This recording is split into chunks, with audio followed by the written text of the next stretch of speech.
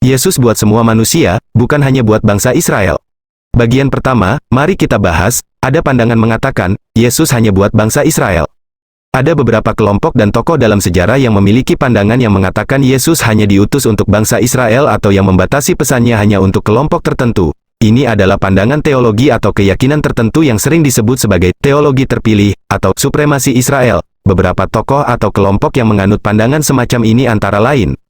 1. Kelompok Farisi pada masa Yesus. Beberapa kelompok Farisi dalam Alkitab memiliki pandangan bahwa ajaran dan misi Yesus hanya untuk orang-orang Yahudi atau Israel. Mereka sering bertentangan dengan Yesus dan pengikutnya yang mengkhotbahkan pesan universal.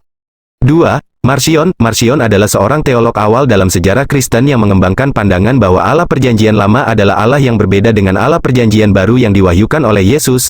Ia mengklaim bahwa Yesus hanya diutus untuk menyelamatkan orang Kristen dan menolak hubungan dengan agama Yahudi atau Israel. 3. Beberapa kelompok Kristen pada masa lampau. Ada beberapa sekte Kristen awal yang memiliki pandangan yang lebih eksklusif tentang pesan Yesus, membatasi ajaran dan penebusannya hanya kepada kelompok tertentu.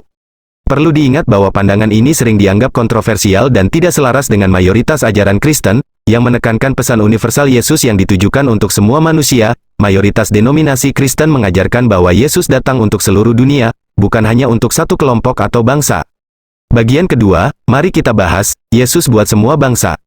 Yesus Kristus adalah sosok yang sangat penting dalam agama Kristen. Ia dianggap sebagai anak Allah dan penyelamat dunia. Salah satu konsep yang mendasari ajaran Yesus adalah bahwa pesannya bukan hanya untuk satu bangsa atau kelompok tertentu, tetapi untuk semua manusia di seluruh dunia. Dalam Alkitab, terdapat beberapa ayat yang menegaskan bahwa misi Yesus adalah universal. Artinya, ia diutus bukan hanya untuk bangsa Israel, tetapi untuk semua orang. Mari kita bahas 3 ayat penting yang menguatkan gagasan ini. 1. Dalam Matius 28 ayat 19, sebab itu pergilah, jadikanlah semua bangsa muridku. Pernyataan ini ditemukan dalam kitab Matius, pasca kebangkitan Yesus. Ini adalah bagian dari apa yang disebut sebagai perintah agung. Yesus menyuruh para pengikutnya untuk pergi dan membuat murid dari semua bangsa, bukan hanya dari bangsa Israel. Pesan ini menunjukkan bahwa ajarannya adalah untuk semua orang. 2. Dalam Yohanes 3 ayat 16, sebab demikian besar kasih Allah akan dunia ini. Yohanes 3 ayat 16 adalah ayat yang sangat terkenal. Ayat ini menyatakan bahwa Allah mengasihi dunia ini sehingga ia mengutus anaknya, yaitu Yesus, untuk menyelamatkan semua orang yang percaya kepadanya. Kata dunia di sini menunjukkan universalitas pesan Yesus. 3. Kisah para Rasul 10 ayat 34-35, lalu Petrus membuka mulutnya. Dalam pasage ini, Petrus, salah satu pengikut Yesus, menyadari bahwa Allah tidak memandang muka atau memilih bangsa tertentu.